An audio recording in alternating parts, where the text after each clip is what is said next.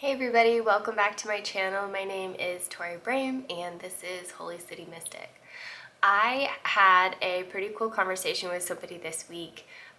She was actually just somebody who came into my work, and I had to type in her date of birth, and I saw that she was a certain sign, and so I mentioned it. And then she said, yeah, I'm really excited because I've been learning more about my sign. And she said, I've been trying to watch forecasts and stuff like that, but it's really hard to know where to start.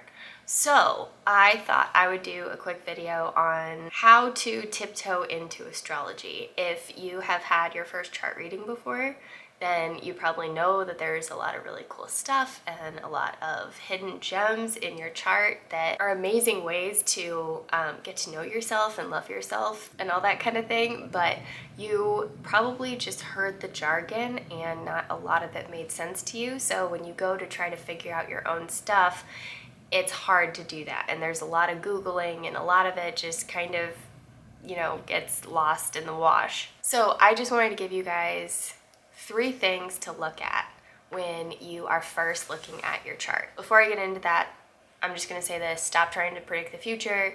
It doesn't. Astrology doesn't. It gives energies, but what happens in life always comes down to the energy you put out versus the energy that is coming back to you.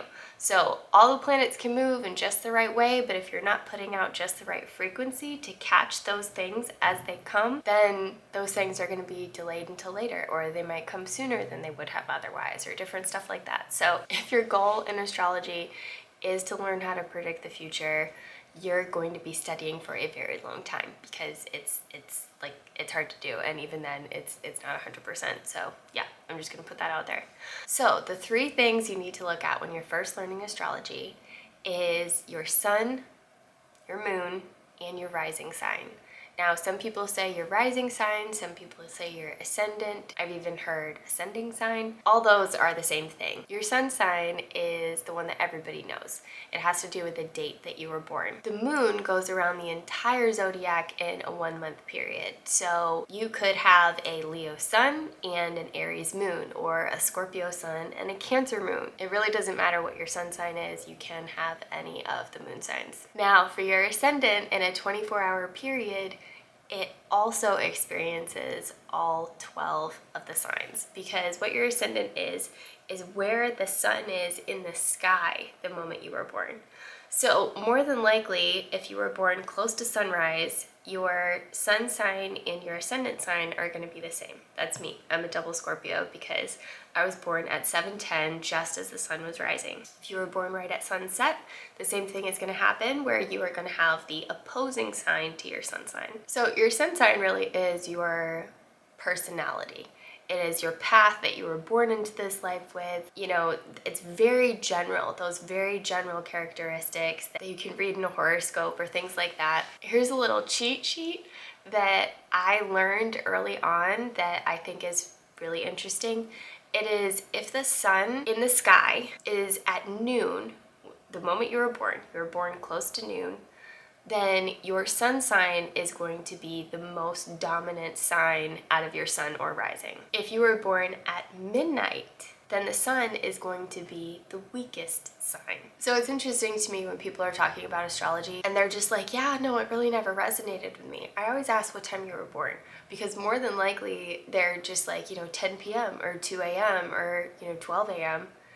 And I'm like, yeah, well, that's probably why you never resonated with your sun sign, is because the sun was in the weakest position during the moment of your birth. And then there's other people that are just like, oh yeah, everything is completely spot on.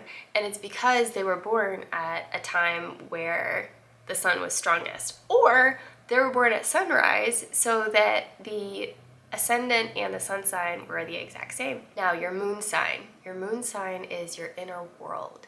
It is your psyche, your emotions. So if you have a moon sign that is not the exact same as your sun sign, you might have a very different persona than you feel on the inside. So I've met people with very strong exteriors, Leos, like all Leo or Aries or something like that.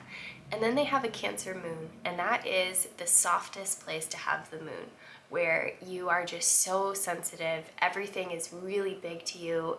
Usually those people are either big criers or big try not to criers. And so those are the big boss people that, you know, will demand all these things and then go and cry in the bathroom because the confrontation was just too much for them. Now, your ascendant sign, it has a lot to do with how you look, the way that your life goes.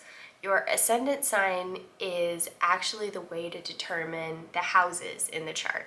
I'm going to do another video on the houses and how to work those. That really does determine how every movement in the sky will affect you in your lifetime. If you're just now learning astrology, if you want to get started but you don't really know where to start, and you know, you hear all these cosmic updates and stuff like that, the thing that you really have to focus on is your sun sign, your moon sign, and your rising sign. And then from there you can just elaborate off to the other planets or start looking deep into the house system.